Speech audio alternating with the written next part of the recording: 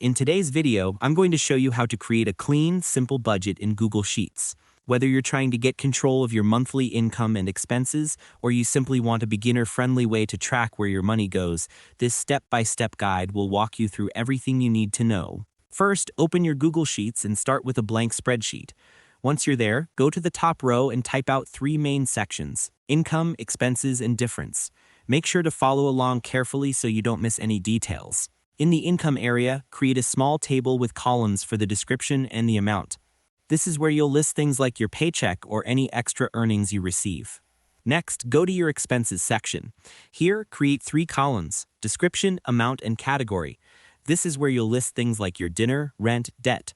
You'll see several options that help you organize your expenses more clearly. Follow the on-screen instructions as they appear. The layout in Google Sheets is very user-friendly, so there's nothing too technical to worry about. Once your columns are ready, format the amount column as currency. This makes everything easier to read and keeps your numbers consistent. To make the process smoother, here's a helpful trick. Create a separate tab called Settings. In this tab, type out your categories, for example, needs, wants, and savings. Doing this beforehand saves time and makes your sheet much more organized. Now go back to your main sheet. Select your category column and insert a drop-down menu using Drop-down from Range.